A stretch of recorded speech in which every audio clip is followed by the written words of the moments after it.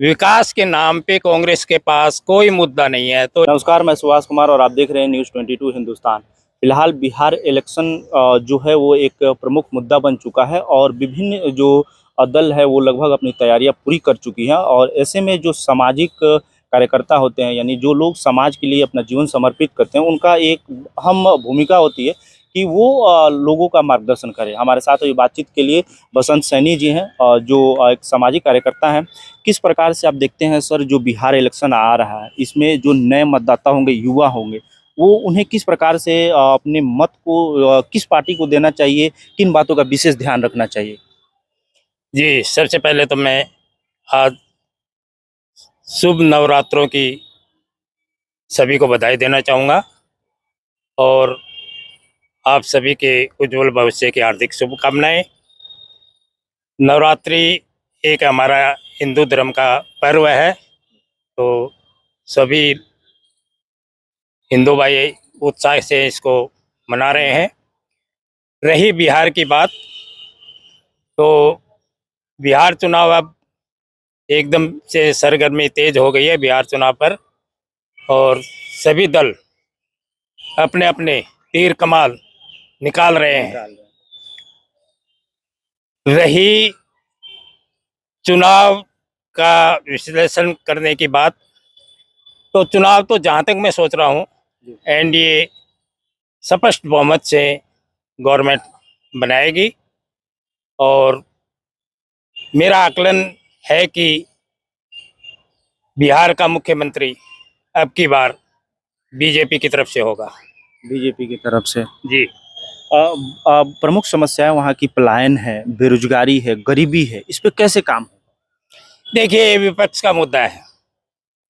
पलायन कोई नहीं कर रहा बिहार में, नौकरी के लिए एक दूसरे प्रदेश में जाते रहते हैं और वो सभी प्रदेश के लोग जाते हैं। तो पलायन वाली बात तो गलत है कि कोई पलायन कर रहा है बिहार से या अन्य कहीं किसी प्रांत से, तो ये तो सरासर गलत है। ये तो विपक्ष मुद्दा बना रही है। अच्छा। बाकी रही काम की बात, तो काम के लिए एक दूसरे प्रांत में सभी प्रांत से लोग आते जाते रहते हैं, ये कोई विशेष मुद्दा नहीं है। बेरोजगारी तो चरम सीमा पे है युवाओं में आजकल। बिल्कुल ठीक कह रहे हैं, बेरोजगारी है, लेकिन काफ़ी हद तक पहले से 2014 से पहले का आकलन करिए और अभी 10 साल का 11 साल का आकलन करिए, कितनी बेरोजगारी खत्म हुई है। आप इसमें विश्लेषण करेंगे तब आपको थोड़ा ज्ञान होगा ना।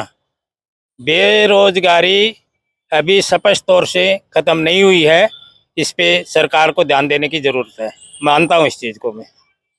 तो जो युवा पहली बार मतदान करेंगे, काफी मतलब प्रलोभन दिया जाता है विभिन्न पार्टियों के द्वारा कि हम ये कर देंगे, हम वो कर देंगे, लेकिन कोई पार्टियां नहीं करती। उनको किन बातों का ध्यान रखना चाहिए, कैसे उनको सोचना चाहिए कौन पार्टी मेरे लिए बेहतर होगा? देखिए, बेहतर तो राष्ट्रीय पार्टी होती है, अक्षत्रिय पार्टियां कभी अपने क्षेत्र में काम नहीं किया।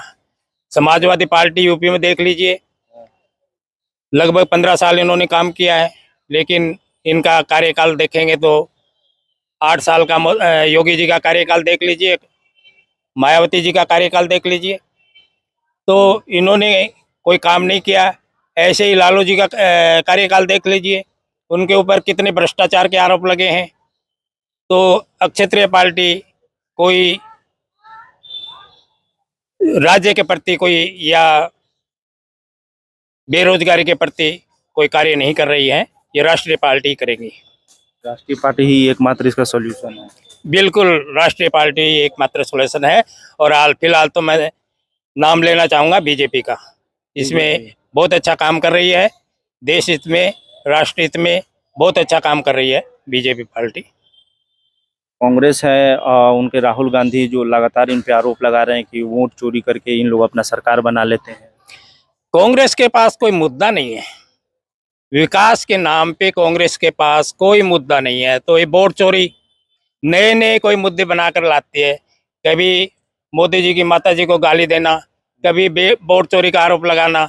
तो ये तो मुद्दाहीन पार्टी है, इस पे जितना कम बोला जाए वो ज़्यादा अधिक अच्छा रहेगा, क्योंकि राहुल गांधी मंदबुद्धि व्यक्ति हैं, ये बच्चों की तरह हरकत करते हैं। ये कभी कभी तो ऐसे सोचते हैं कि मैं ही शहंशाह हूँ, मैं ही देश का मालिक हूँ, कि कानून हाथ में लेके ऐसे लहराते रहते हैं। लेकिन इनको कानून का ज्ञान नहीं है, कभी इन्होंने कानून अच्छे से पढ़ा नहीं है, और ये बोलते रहते हैं कि मैं लोकतंत्र की रक्षा करने के लिए निकला हूँ। अभी तो इन्होंने पीछे अभी भी आवाज दिया है कि नेपाल की तरह युवाओं को भड़काने का एक अभी बयान दिया है, इन्होंने जारी किया है। तो आज के नवयुग बहुत समझदार हो गए हैं, बहुत अच्छे से ज्ञान है कि राहुल गांधी किसी भी प्रकार से देश हित में नहीं काम कर सकते, और ये देश के प्रधानमंत्री बनने के काबिल नहीं है, और भविष्य में ये कभी बन भी नहीं सकते। भविष्य में कभी नहीं बन सकते। नहीं, बिल्कुल कभी भविष्य में प्रधानमंत्री नहीं बन सकते। इनको अभी 10 मिनट आप भाषण करवा लीजिए, 10 मिनट ये बोल नहीं सकते, बगैर पर्ची के 10 मिनट भाषण नहीं कर सकते। ये क्या राष्ट्र हित में बात करेंगे, क्या राष्ट्र हित में काम करेंगे? कभी सेना पे इनको शक हो जाता है, कभी इनको मोदी पे शक हो जाता है, कभी योगी पे शक हो जाता है। ये विदेशों की बात ज्यादा करते हैं, जो हमारे देश के दुश्मन है, पाकिस्तान है, बांग्लादेश है, इनकी भाषा बोलते हैं। ये दूसरों की भाषा, दूसरे देशों की भाषा पे निर्भर है, जो वो बुलाना चाहते हैं उसी प्रकार ये बात करते हैं। तो ये राष्ट्र हित के काबिल व्यक्ति नहीं है, कभी भी देश का प्रधानमंत्री नहीं बन सकता। बिहार में उनका क्या प्रदर्शन होगा? कांग्रेस 10 सीट से अधिक नहीं पाएगी।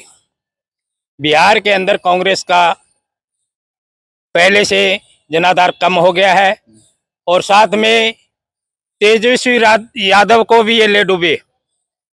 पिछली जो उनकी सीटें थी पिछली बार, उनसे कम से कम 20 सीटें कम हो गई तेजस्वी यादव की, और इसका श्रेय पूरा राहुल गांधी पे जाएगा। क्यों कि ये मंच साझा करके, रैलियां साझा कर करके, मोदी जी को गाली दे करके, और अपना एक ऐसा मुद्दा दे दिया वहां की जनता को, जनता जनार्दन को, जो कि खुद तो डूबे ही डूबे, साथ में तेजस्वी यादव को भी ले डूबे।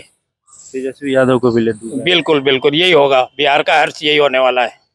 देखिए, अभी हमारे साथ बसंत सैनी जी थे, जिन्होंने कांग्रेस को लेकर बड़ी बातों को रखी है जनता के सामने। इस पर आपकी क्या राय है, जरूर कमेंट माध्यम से हम तक पहुंचाइएगा। तब तक के लिए नमस्कार। स्वराज का तेजस्वी इसका चिराग का बिहार में एक नई पार्टी बनी है, जन स्वराज को कैसे देखते हैं आप? अब काफी मतलब कि हॉट मुद्दा को उठा रहे हैं, बोल रहे हैं कि पलायन है, गरीबी है, ये सारी चीज़ों को लेकर के। और बिहार में एक उनका एक अलग मतलब कि युवाओं में, और खासकर जो गरीब मजदूर जो बाहर रह रहे हैं, उनमें उनका क्रेज बढ़ता जा रहा है। कैसे देखते हैं आप?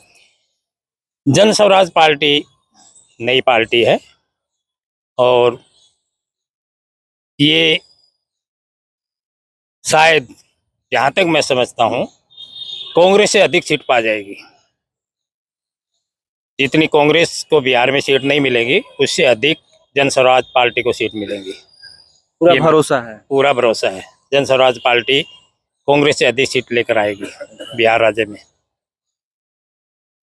और ये आजकल देख रहे हैं चिराग पासवान जी हैं, लगातार उनका भी कहीं ना कहीं मतलब कि मुख्यमंत्री चेहरे के रूप में, युवा नेता के रूप में देखा जा रहा है। तो क्या कहना चाहेंगे इस पे? देखिए, चिराग पासवान जी नवयुग चेहरा है, नवयुग है, अभी काफी अनुभव है, ऐसा नहीं है। लेकिन अभी इस योजना में कम से कम उनको सीएम नहीं बनाया जाएगा। शायद अगली योजना में वो सीएम के दावेदारी करेंगे और रहेंगे भी, और बीजेपी का उनको फुल सपोर्ट मिलेगा।